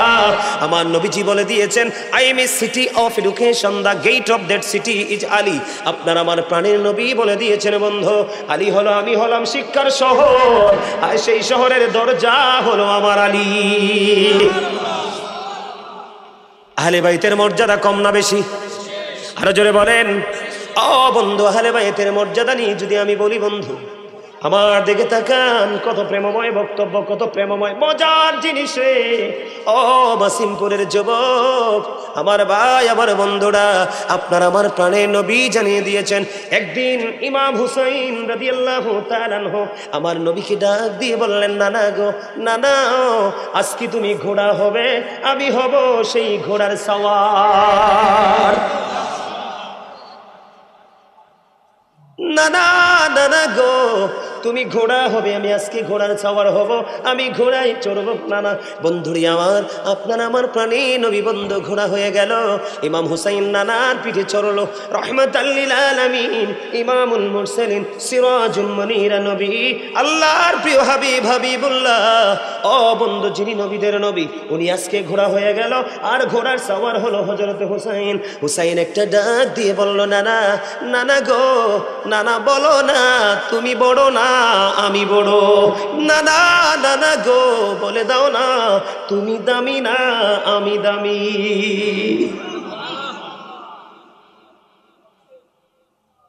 এবার বন্ধু আপনার আমার প্রাণের নবী, কলিজার টুকরা নবী, হৃদয়ের স্পন্দন নবী, নবী মুমিনের জানের চাইতে আরো নিকটে। আন-নাবিয়্যু আওলা বিল মুমিনিনা মিন আনফুসিহিম, ও বন্ধু নবী মুমিনের জানের চাইতেও আরো কাছে, নবী মুমিনের আত্মার চাইতেও আরো কাছে। এবার আমার নবীকে প্রশ্ন করলো, নানা গো, নানা বলো না তুমি দামি না আমি দামি, নানা নানা গো বলে দাও না তুমি বড় না আমি বড়। আমার নবী যে একটা ডাক দিয়ে বললেন, নানা আমি বলবো না তুমি বলে দাও, নানা গো আমি যদি বলি আমি বলবো আমি তোমার চাইতে দামি। আমার নবীজি আশ্চর্য হয়ে গেলেন। আমার নবীজি বন্ধু ইমাম হুসাইনের বিচক্ষণতা দেখে তিনি আশ্চর্য হয়ে গেলেন, নানা গো তুমি কেমন করে আমার চাইতেও দামি। এবার ইমাম হুসাইন একটা ডাক দিয়ে বলল, নানা আমার নানা রাহমাতুল লিল আলামিন, তোমার নানা তো আমার নানার মতো না। এবার ইমাম হুসাইন একটা ডাক দিয়ে বললেন, নানা গো এই দিক দিয়েও আমি তোমার চাইতে দামি। ও নানা আমার মা খাতুন জান্নাত ফাতেমা সকল মুমিনাদের সরদারিনী হবে জান্নাতে, ওই কঠিন দিনে তাদের লিডারিনী হয়ে যাবে। নানা গো আমার মা জান্নাতের সরদারিনী, তোমার মা তো আমার মায়ের মতো না। দুনিয়া আল্লাহ রাসূল বলেছেন, কুল জুরে জুরে সুবহানাল্লাহ। আমি যদি বন্ধু মাসিমপুরের যুবকদেরকে যদি আমি বলতে চাই, ইমাম হাসান হুসাইন দুই ভাই কত সফট ছিলেন, কত নরম ছিলেন, কত নম্র ছিলেন, কত ভদ্র ছিলেন, তাদের মধ্যে এত গুণ ছিল। একটা এক্সাম্পল দেব, কারণ এখানে আমার অনেক দাদা ভাইয়েরা বসে আছে। এই যে এইদিকে দুই দিকে আমার দাদা ভাই বসে আছে, অনেক দাদা ভাইয়েরা বসে আছেন। আপনারা দেখেন ইমাম হাসান হুসাইনকে নিয়ে আজকে আলোচনা করব। এটা হলো বন্ধু আপনাদের কমিটির আবদার, তাদের আলোচনাটা নাকি বেশি ভালো লাগে, আপনাদের ভালো লাগেনি? আরো জোরে বলেন। কারণ ইমাম হাসান হুসাইনকে ভালোবাসলে অটো আমার নবীর ভালোবাসা হয়ে যায়। হাবিব আল্লাহ বলে, হাবিব আপনি বলে দেন আপনাকে ভালোবাসলে অটো আমি আল্লাহ আমার ওই বান্দার হয়ে যাই। জোরে জোরে কন্যা সুবহানাল্লাহ। এটা তো দলিল দিয়ে বলতে হবে। আল্লাহ কোরআনে বলেছে, মাইয়ুতির রাসূলা ফাকাদ আতাআল্লাহ, হি ওবিস দা স্টিল ওবিস আল্লাহ। যেই ব্যক্তি রাসূলের নির্দেশ মানলো সে যেন আল্লাহর নির্দেশ মানলো। আল্লাহ এখানে একান্ত নয়, আল্লাহরা বলেছেন, কুল ইন কুনতুম তুহিব্বুনাল্লাহ ফাত্তাবিউনি ইউহিব্বুকুমুল্লাহু ওয়া ইয়াগফির লাকুম যুনুবাকুম ওয়াল্লাহু গফুরুর রহিম। আল্লাহ রাব্বুল আলামিন বলে দিয়েছেন, সে বলুন ইফ ইউ ডু লাভ আল্লাহ, যদি তোমরা আল্লাহকে ভালোবেসে থাকো, ফলো বি মুহাম্মদ সাল্লাল্লাহু আলাইহি ওয়াসাল্লাম, মুহাম্মদ সাল্লাল্লাহু আলাইহি সাল্লামের অনুগত হয়ে যাও, আল্লাহ উইল লাভ ইউ। সুবহানাল্লাহ বলেন না? আল্লাহ বলেছেন আল্লাহ তোমাদেরকে ভালোবাসবে, এন্ড ফরগিভ ইউর সিনস। আল্লাহ বলেছেন তোমাদের সমস্ত জীবনের গুনাহগুলি মাফ করে দিবে। এবার আসেন আমার দিকে তাকান। ইমাম হুসাইন হাসান হুসাইন দুই ভাই একদিন সফরে বের হয়েছে। দাড়ি পাক একজন মুরব্বী দাদু উঁচু বানায়। যখন উজু বানায় দাদু ভাইয়ের অজুটা হয় না। ইমাম হাসান হুসাইন দুই ভাইয়ের দৃষ্টিগোচর হলো। ওনারা নজর দিয়ে চাইয়া দেখলেন বুড়ো দাদু অজু বানায় কিন্তু অজু তো হয় না, এখন কি করব? এবার বন্ধু দুই ভাই মিলে চিন্তা করলেন, ভাইয়া নজর দিয়ে দেখো দাদুর তো অজু হয় না, এবার দাদুকে অজু শিখাইতে হবে, কি বুদ্ধি করব?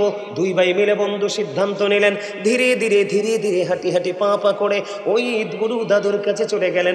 দাদুর কাছে গিয়ে দাদুকে গিয়ে সালাম দিলেন, সালামের জবাব নিলেন, কৌশল বিনিময় হলো। এবার দাদুকে বললেন, দাদু ও দাদু আজকে আপনার একটা কাজ করতে হবে। কয় দাদুকে কি কাজ? কই কাজটা হলো আজকে আমরা দুই ভাই মিলে অজু বানাবো, আপনি ফয়সালা দিবেন কার অজুটা বেশি সুন্দর হয়। আরে জোরে বলেন না সুবহানাল্লাহ। ইমাম হাসান হুসাইন দুই ভাই বড় দাদুকে প্রস্তাব দিলেন। বড় দাদু বললেন, ঠিক আছে দাদু গো, তোমরা দুই ভাই মিলে অজুটা বানাও। এবার দুই ভাই মিলে অজু বানানো শুরু করলেন। অজু যখন বানানো শেষ হয়ে গেল, এবার ওই বড় দাদুকে ইমাম হাসান হুসাইন রাদিয়াল্লাহু তাআলা আনহু দুই ভাই ডাক দিয়ে বললেন, দাদু দাদু গো, বলে দাও না কার অজুটা বেশি সুন্দর। এবার ওই বড় দাদু উত্তর দিল, দাদু গো, ও দাদু আগে পরিচয় দাও না, তোমরা কে গো? তোমাদের চেহারা এত মিষ্টি, তোমাদের চেহারা এত নুরানি, তোমাদের আচরণ এত মধুময়, এত প্রেমময়, আমি মুগ্ধ হয়ে গেছি দাদু গো। কে শিখিয়েছে তোমাদেরকে এত সুন্দর মিষ্টি করে অজু শিখিয়েছে কে? এবার ইমাম হাসান হুসাইন ডাক দিয়ে বললেন, দাদু দাদু গো, আমরা পৃথিবীর সাধারণ কোনো মানুষ নই, আমরা পৃথিবীর কোনো নরমাল পরিবারের সন্তান নই, আমরা হলাম রাসূলের কলিজার টুকরা, মা ফাতেমার দুই কলিজার টুকরা ইমাম হাসান হুসাইন।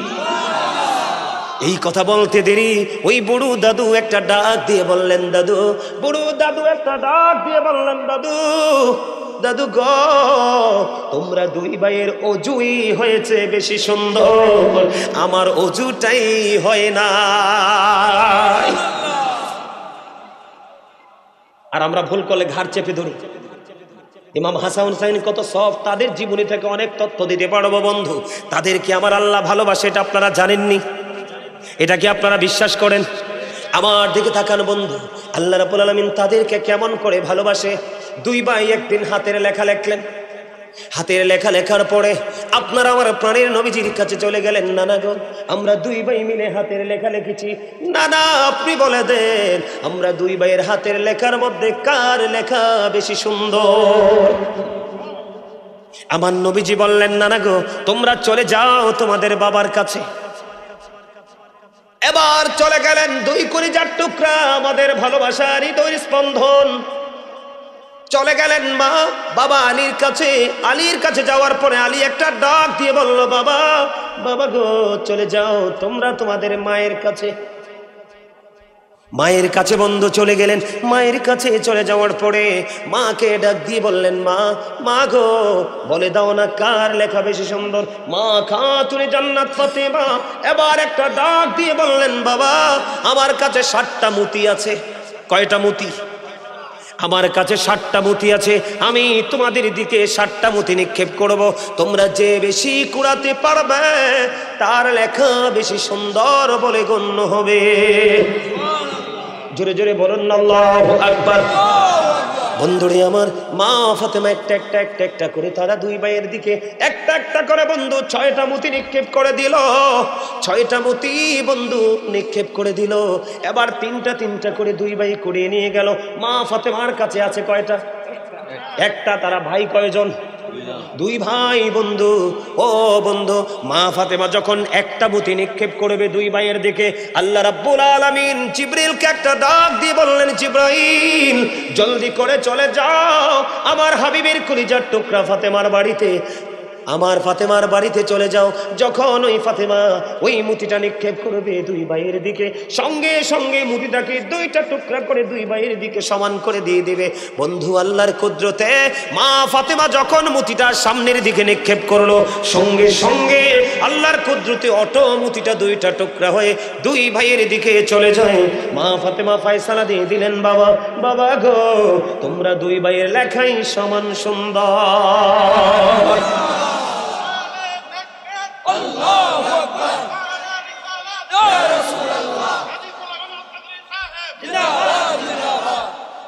আপনারা কি দুর্বল হয়ে পড়ছেন? আমার কাছে মনে হয় আর 6 ঘন্টা ওয়াজ করলে আমি দুর্বল হব না ইনশাআল্লাহ। আমি যত ওয়াজ করতেছি আমার ব্যাটারি তত চার্জ হচ্ছে। মনু আছে? আপনারা থাকলে সারবনি, এত ভালো লাগবে না? আপনারা আছেন আমার লগে? আরো জোরে বলেন আছেন, আরো জোরে বলেন আছেন, সবাই আছেন? ঠিক ঠিক। আমার সাথে তাইলে রাসূলের শানে একটু গজল গান। মারহাবা বলতে পারেন না? আমারে ধন্যবাদ দিবেন না? ধন্যবাদ না দিলে আমিও মুখে তালা দিয়ে সোজা নাই দুটা বাই। আরে আমি আমার দাদার দিকে একটু নজর দিয়ে দেখলাম, কি প্রেম জজবা, সেই রকম করে গাইছে গজলটা। আলহামদুলিল্লাহ বলেন না? আরে জোরে। এরে পাগল ভাইয়েরা তোমরা শোনো, শুধু আমি গজল গাই না, এই যুগে তোমরাই গজল গাও না। ওই যুগে হাসান ইবনে সাবিত গিয়েছিলেন মসজিদে নববীর মিম্বরে দাঁড়িয়ে দাঁড়িয়ে, সুবহানাল্লাহ।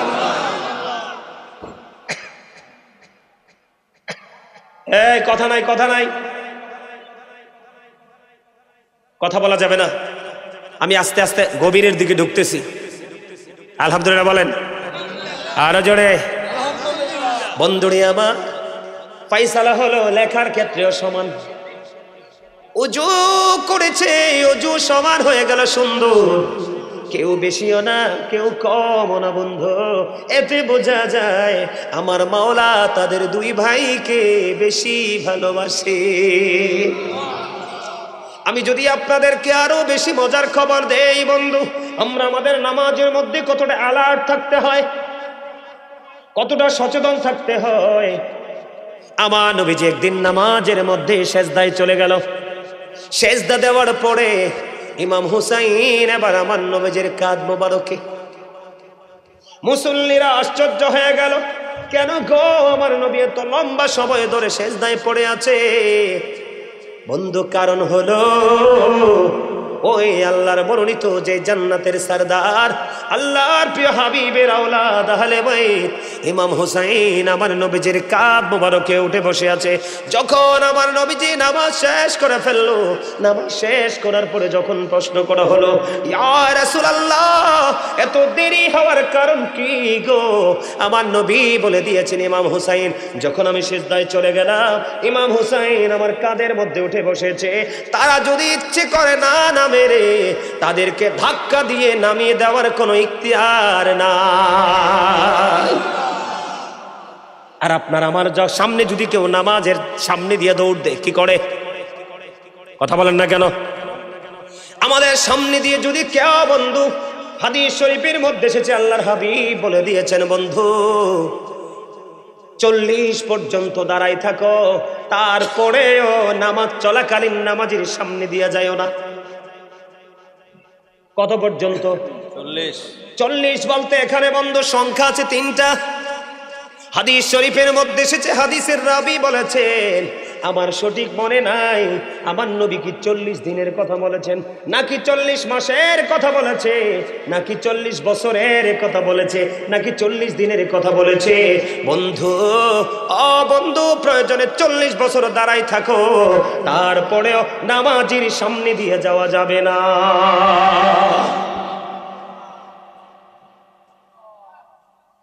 বন্ধুরে আমার, একদিনে গ্রাম্য লোক একটা নিয়ত করলেন, মনে মনে নিয়ত করলেন, আমার দিকে তাকান, আল্লাহর হাবিবের দরবারে হাদিয়া হিসাবে একটা হরিণ দিবে। যেমন কথা যেমন নিয়ত তেমন একটা হরিণের বাচ্চা ধরে আপনার আমার প্রাণের নবীজির কাছে দিয়ে দিলেন। হরিণের বাচ্চাটা এত সুন্দর ছিল, এত মিষ্টি ছিল, এত ফুটফুটে ছিল। বন্ধু এবার আমার নবীজি হযরতে হাসান রাদিয়াল্লাহু তাআলা আনহুকে দিয়ে দিলেন হরিণের বাচ্চাটা। দিতে দেরি রে হযরতে হুসাইন রাদিয়াল্লাহু তাআলা আনহু ডাক দিয়ে বললেন, না না না না গো, আমার ভাইকে তুমি হরিণের বাচ্চা দিয়েছ, এত সুন্দর হরিণ দিয়েছ, আমারও একটা হরিণ লাগবে। কিন্তু আমার নবীজির দরবারে এসেছে বন্ধু একটা হরিণের বাচ্চা। কয়টা? দাবি তো 2 জন, রাসূলের কলিজার টুকরা 2টা। একটা এসেছে একজনকে দিয়ে দিয়েছে, আরেকজন চেয়ে বসেছে গো আমার আরেকটা হরিণের বাচ্চা লাগবে বন্ধু। কিন্তু আমার আপনার প্রাণের নবীর কাছে হরিণ এসেছে বন্ধু একটা। এবার যখন ইমাম হুসাইন হরিণের বাচ্চাটা চাইল রে, আমার নবীজি ওই সামনের দিকে নজর দিয়ে চাইয়া দেখে 2টা হরিণী, একটা মা হরিণী আর একটা বাচ্চা দৌড়ে আমার নবীজির কদমের দেখে আসছে। দৌড়ে হরিণী চলে আসলো, হরিণী দৌড়ে এসে চলে এসে বললেন, হরিণী নবীজির সামনে আসলো, অটোমেটিক্যালি হরিণীর জবান খুলে গেল। হরিণী নবীজিকে সালাম দিলেন, নবীজিকে বললেন, ইয়া রাসূলুল্লাহ, ইয়া হাবিবাল্লাহ, আমার আপনার দরবারে যে বাচ্চা হরিণটা উপহার দেওয়া হলো, হাদিয়া উপটোকন দেওয়া হলো গো রাসূল, এটা আমি মার, আমার 2টা বাচ্চা ইয়া রাসূলুল্লাহ, একটা আপনি আপনার একজন কলিজার টুকরাকে দিয়ে দিয়েছেন, আমি মা হয়ে আরেকটা দিয়ে গেলাম আমি, এটা আপনি আপনার আরেকটা কলিজার টুকরাকে দিয়ে দেন। হরিণীর নিজে নিজে আসার কোনো ক্ষমতা আসেনি, আপনার আমার নিজে নিজে আসার কোনো ক্ষমতা আসেনি। মালিক যদি আসা যাওয়ার হুকুম ক্ষমতা না দে, আপনার আমার ক্ষমতা নাই, এতে বোঝা যায় রে ইমাম হাসান হুসাইনকে আমার আল্লাহ কত বেশি ভালোবাসে। বন্ধু আরো মজার খবর শোনো রে। একদিন ইমাম হুসাইন বন্ধু ছোট্ট হুসাইন, আমাদের মধ্যে দেখবেন আমাদের যারা বাচ্চা আছে, ছোট ছোট বাচ্চা, আবার বন্ধু বাবা মার সাথে যারা বেশি ফ্রি অথবা মামার কাছে যারা বেশি ফ্রি, যে যার কাছে ফ্রি আবদারটা কিন্তু তার কাছেই করে। কথা বলেন, করে কি করে না? একদিন ছোট্ট ছোড়া হুসাইন, ওই জান্নাতি যুবকদের বন্ধু, লিডার, সরদার ছোট্ট ইমাম হুসাইন মা খাতুনে জান্নাত ফাতেমার গলার জড়িয়ে ধরলো। মা ফাতেমাকে বন্ধু গলায় জড়িয়ে ধরে বলে, মা গো আজকে একটুখানি খেলতে যাবো গো মা, খেলা শেষ করে আসার পরে আমাকে তুমি আপেল দিতে হবে। সুবহানাল্লাহ বলেন না? আমাকে আপেল খাওয়াতে হবে। ও বন্ধু ইমাম হুসাইন চাইতে দেরি, মা ফাতেমা প্রতিশ্রুতি দিয়ে দিয়েছে, বাবা গো যাও যাও যাও, তুমি খেলা শেষ করে এসো, আমি মা তোমাকে আপেল খাওয়াবো। ইমাম হুসাইন খুশি হয়ে গেল। ও বন্ধু খুশিতে দেওয়ানা হয়ে গেল। এবার চলে গেল বন্ধু, একটুখানি খেলতে যাবে, ছোট্ট বাচ্চা। এবার খেলা শেষ করে আসার আগে আগে মা ফাতেমার হঠাৎ করে মনে হয়ে গেল, আমি যে আমার সন্তান কলিজার টুকরাকে আপেল খাওয়াবো বললাম, আমি যে প্রতিশ্রুতি দিয়েছি, আমি হিসাব করে দেখলাম এখন তো মদিনায় আপেলের সৃজন না, কিন্তু আমি মা ফাতেমা আমার কলিজার টুকরাকে আমি প্রতিশ্রুতি দিয়ে দিয়েছি আমি আপেল খাওয়াবো, কিন্তু এখন তো আপেলের সৃজন না, আমি এখন কি করব? যদি দিতে না পারি তাহলে আমি সন্তানের কাছে মিথ্যাবাদী হয়ে যাব। বন্ধু মা ফাতেমা, হাদিস শরীফের মধ্যে এসেছে, আমার দিকে তাকান, মা ফাতেমার ললাটে ঘাম দেখা যায়। মা ফাতেমা চিন্তা করতে না পেরে এবার ওনার মধ্যে চিন্তা আসলো, আমি আমার বাবার কাছে চলে যাই, আমার বাবার কাছে চলে গেলে হয়তো একটা ফয়সালা হবে। এবার দৌড়ে চলে গেলেন মা খাতুনে জান্নাত ফাতেমা। আপনারা মদিনায় গেছেননি, হজ করতে, এখানে আসেননি? এখানে আপনি আছেন, আপনি গেছেন উমরাতে গেছেন, আর উমরাতে গেলেও দেখবেন নবীজির রওজা থেকে মা ফাতেমার ঘর কিন্তু বেশি দূরে না। আমি বন্ধু প্রাণ উজাড় করে দেখেছি মা ফাতেমার নয়ন, মা ফাতেমার ঘর বন্ধু নয়ন খুলে তাকিয়েছিলাম, কি যে মায়া লাগে রে, প্রেম না করলে কখনোই বোঝা যাবে না। ও বন্ধু আমার দিকে তাকান, আল্লাহর হাবিবের কন্যা উম্মে হাবিবা, মামার নবী তাকে উম্মে হাবিবা বলে ডাকতেন ভালোবেসে। এবার চলে গেল বন্ধু, কিতাব প্রমাণ করেছে আমার নবীজি বসা ছিলেন, মা ফাতেমাকে দেখা মাত্র বন্ধু আমার নবীজি দাঁড়িয়ে গেলেন, দাঁড়িয়ে বললেন, মা আপনি এখানে বসুন, আপনাকে পেরেশানি দেখা যায়, কি হয়েছে রে মা? এবার ইমাম হুসাইন, এবার মা ফাতেমা একটা ডাক দিয়ে বলল, বাবা গো বাবা, আপনার কলিজার টুকরা হুসাইন আমার কাছে আপেল চেয়েছে গো বাবা। বাবা আমি তো প্রতিশ্রুতি দিয়ে দিয়েছি, কিন্তু পরে হিসাব করে দেখলাম মদিনার কোথাও তো আপেল নাই, এখন তো আপেলের সিজন না বাবা, আমি কি করব? বন্ধু আমার রাসূল এবং মা খাতুনে জান্নাত ফাতেমা দুজনের মধ্যে বন্ধু আলাপ আলোচনা চলতেছে। এরই মধ্যে হযরত জিবরাইল আলাইহিস সালাম জান্নাত থেকে আপেল নিয়ে আমার নবীজির হুজরায় এসে হাজির। আরে আরো জোরে বলেন না সুবহানাল্লাহ, আল্লাহু আকবার, ইয়া রাসূলুল্লাহ, ইয়া গাউসুল দস্তগীর।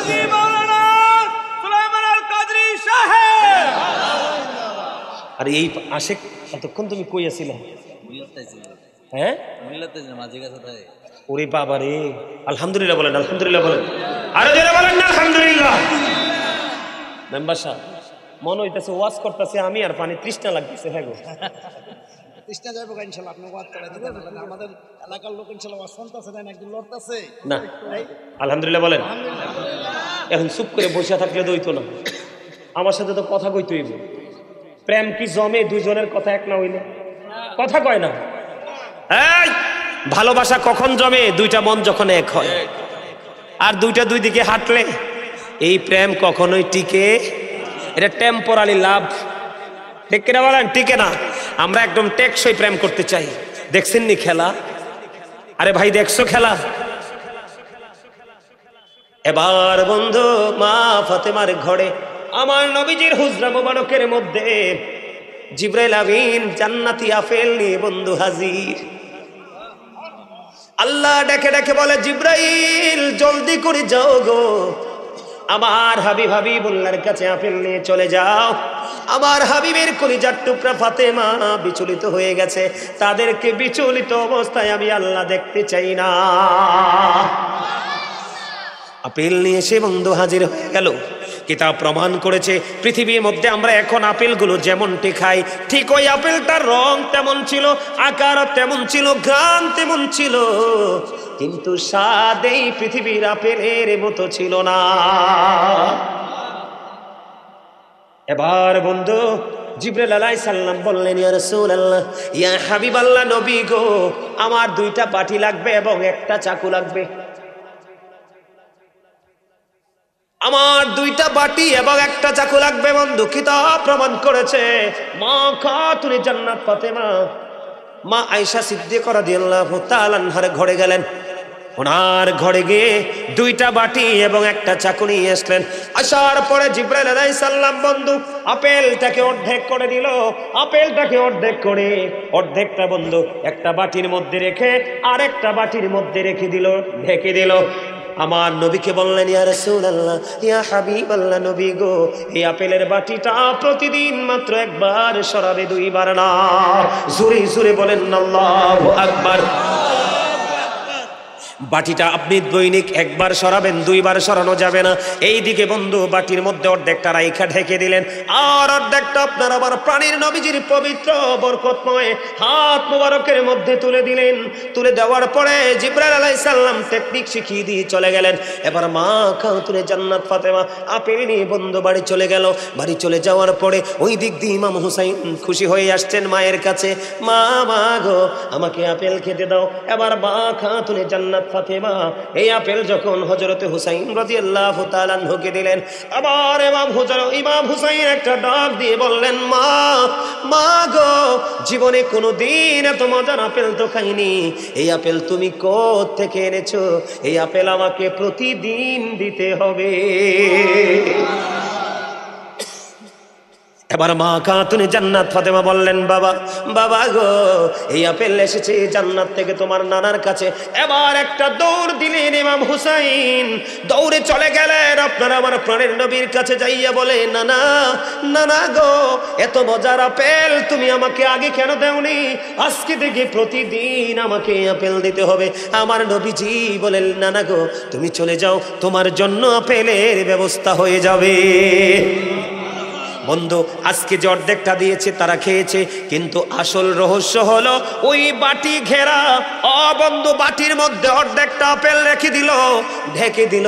পরের দিন মা খাতুনে জান্নাত ফাতেমা ঢাকনা সরাই দেখে পুরো আপেলটা বন্ধু আস্তা হয়ে আছে।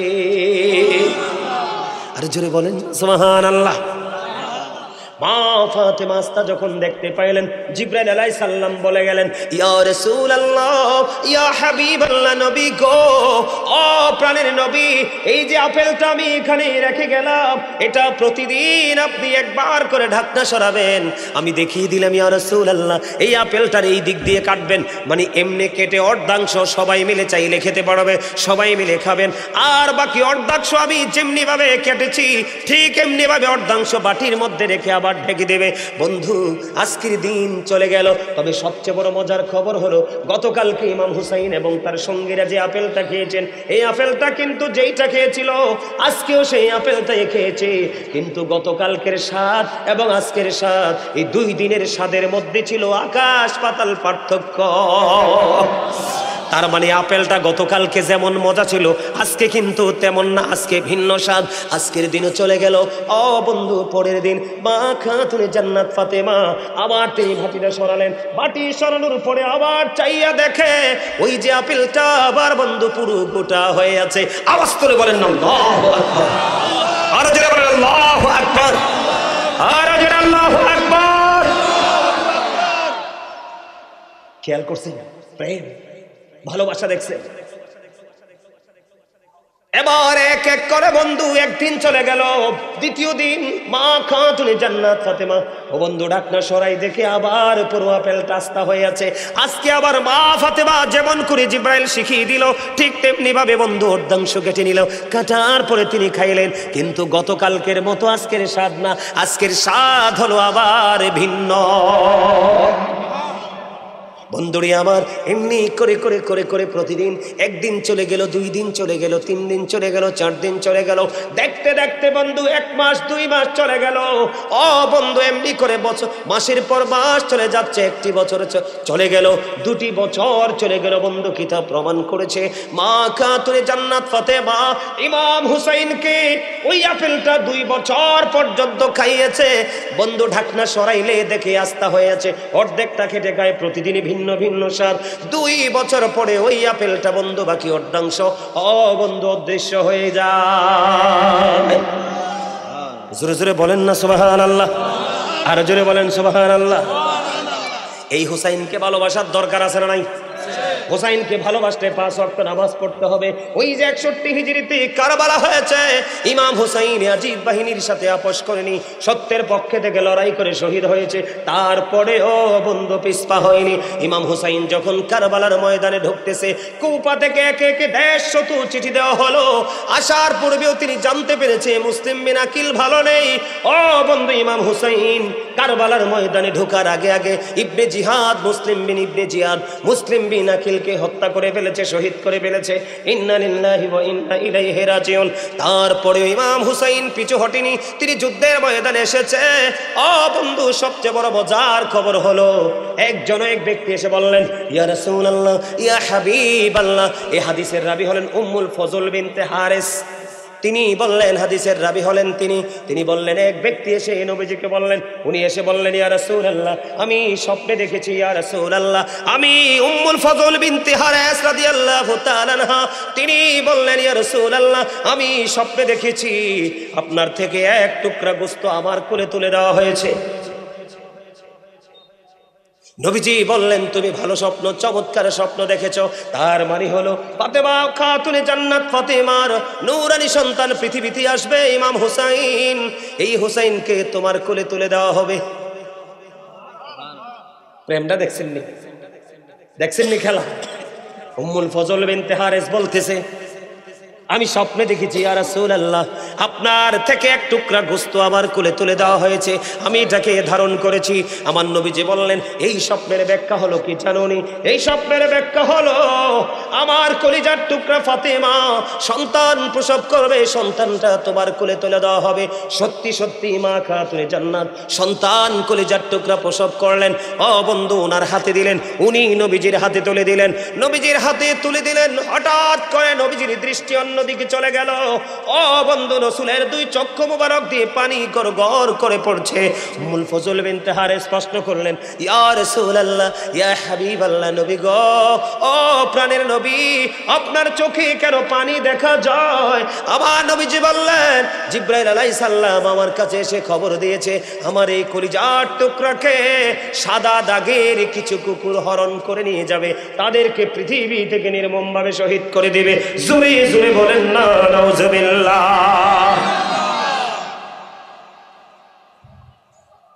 মাঝে মাঝে ব্যথাটা কি হয়ে যায়?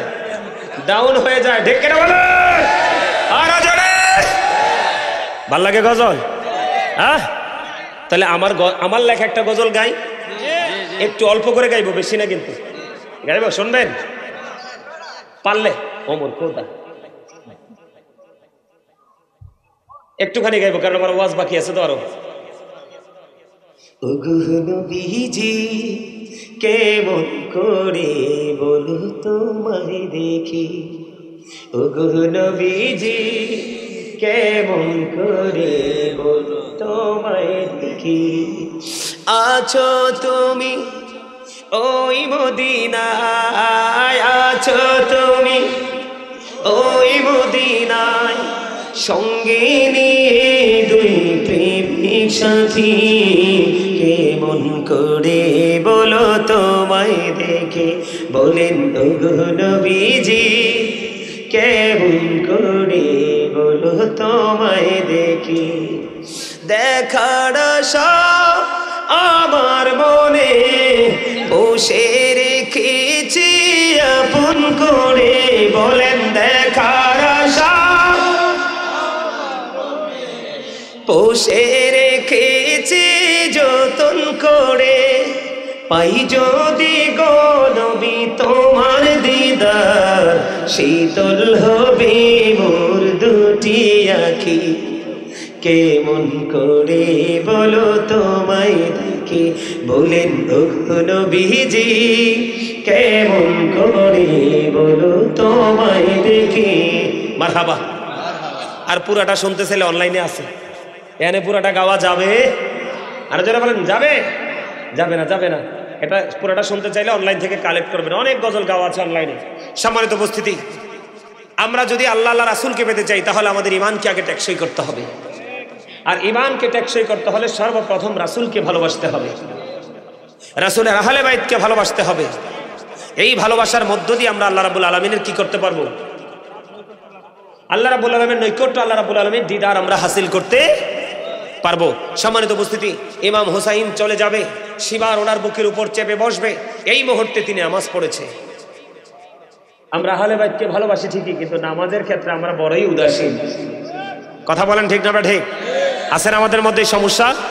ইমাম হুসাইনকে ভালোবাসলে মিষ্টি কথা বলতে হবে, মানুষকে সালাম দিতে হবে, কথাবার্তা বলার সময়, চলার সময় ইসলামের আইন কিভাবে প্রয়োগ করতে হয়, প্রয়োগ করে কিভাবে চলতে হয় সেদিকে আমাদেরকে খেয়াল রাখতে হবে। তাহলেই আমরা হব পরিপূর্ণ ইমাম হুসাইনের প্রেমিক। ঠিক কিনা বলেন? আরো জোরে। একটা বাজে যেতেছে, শুনি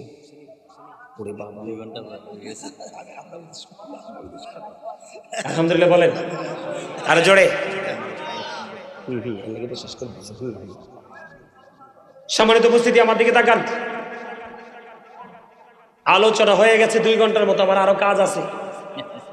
আর সর্বশেষ হলো আমার আগামীকালকের প্রোগ্রামটা অনেক দূরে।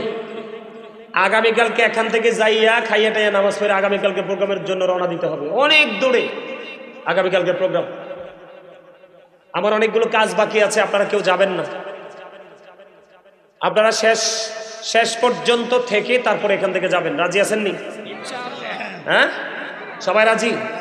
রাজি হলে সর্বপ্রথম আমার আপনাদের কাছে একটা আবদার, আমার সামনে কোরআন শরীফটাও আছে, ভালোই হয়েছে, হয়তো কোরআন শরীফটাও আছে আমার কাছে।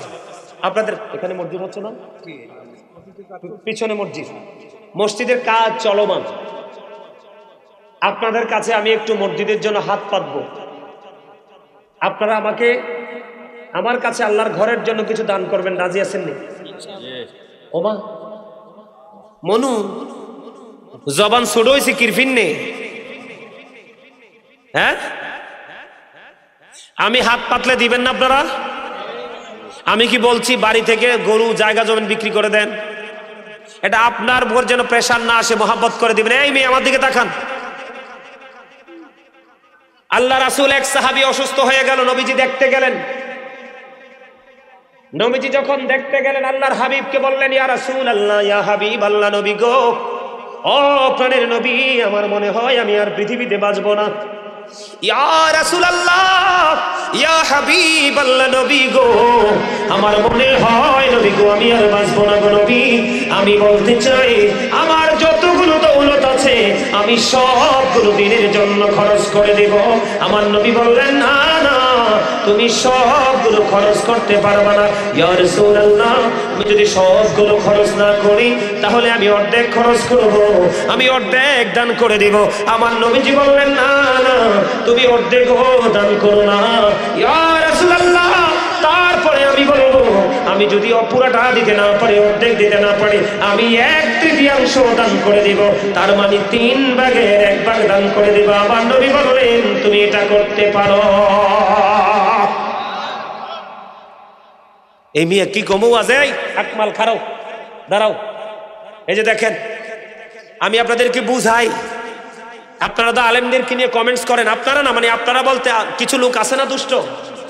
এই যে দেখছেন, ও এবছর কামেল কমপ্লিট করছেন, এবছর এবার কামেল ফাইনাল ইয়ারে আছে। আমার মসজিদের খতিব আজকে কত তারিখ চলে? ডিসেম্বরের 3 তারিখ। তার মানে আমার মসজিদ যে উদ্বোধন হয়েছে এই 1 বছরে পড়লো, ডিসেম্বরটা শেষ হইলে কি হয়ে যাবে? 1 বছর পুরে যাবে। জানুয়ারির 5 তারিখে 1 বছর পুরে ফিল আপ হয়ে যাবে। গল্প শোনেন, বিরক্ত হয়েন না। আমি এখনো বাসায় ভাড়া থাকি, মেম্বার সাহেব জানে, এখনো ভাড়া বাসায় থাকি, অন্যের বাসায়। গ্রামের বাড়ি যে বাড়িঘর ভেঙে পড়ে, মাটির ঘর, আমি এখনো অন্যের বাসায় ভাড়া থাকি। চট্টগ্রাম থেকে আমি যখন মসজিদের কাজ ধরছি, চট্টগ্রাম থেকে আমার এক পাগল ভক্ত আমাকে ফোন দিয়ে বলল, হুজুর আমি তো জানি আপনি ভাড়া ঘরে থাকেন, কিন্তু আপনি ঘর না বানাইয়া মসজিদ বানাচ্ছেন যে। বন্ধু আমার স্পষ্ট মনে আছে রে বড় মাসিমপুরের আমার ভাই বাবারা, শক্ত হইও না, কঠোর হইও না, এইখান থেকে শিক্ষা নেওয়ার আছে রে। আমি তখন আমার এই চট্টগ্রামের ভক্তকে বলেছিলাম, আপনি বলেছেন সত্য কথা, একেবারে বাস্তব কথা বলেছেন, কিন্তু তার চাইতেও চরম বাস্তব হলো আমি ভাড়া ঘরে থাকলেও মরণ হবে রে। আমি যদি ভাড়া থাকি সেখানেও আজরাইল আসবে, আমি যদি নিজে দালান বাড়াইয়া সেখানে থাকি সেখানেও আজরাইল আসবে। বন্ধু আমি যেদিন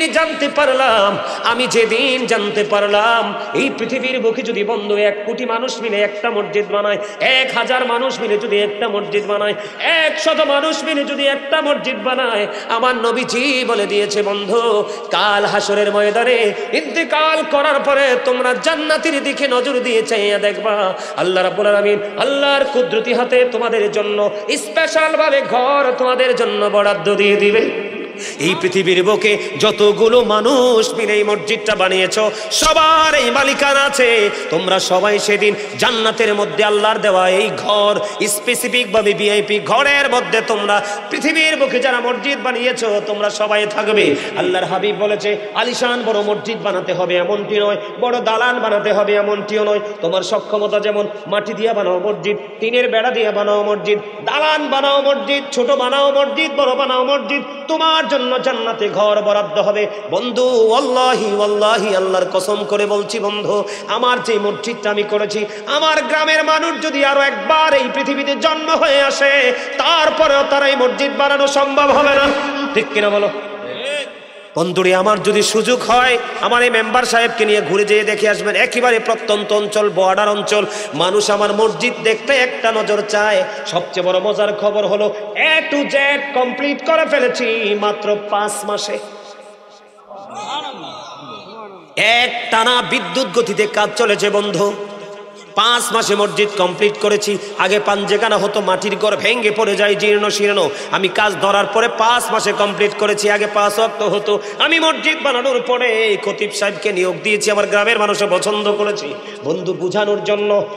বন্ধু আমার মসজিদ দিয়ে বানাইছি প্রায় 1.5 কোটি টাকা শেষ, কিন্তু আমার মধ্যে বিন্দু পরিমাণ কোনো দুঃখ, বিন্দু পরিমাণ কোনো টেনশন আমি ওপেনলি এত সুন্দরভাবে জোরালোভাবে কোনোদিন মসজিদ বানানোর পরে বলিনি। আজকে আপনাদেরকে শেখানোর জন্য, বোঝানোর জন্য বলতেছি বন্ধু। 5 মাসে মসজিদ কমপ্লিট করে ফেলেছি, জুমা চালু করে দিয়েছি। এই খতিব সাহেবের দায়িত্ব আমার হাতে। খতিব সাহেব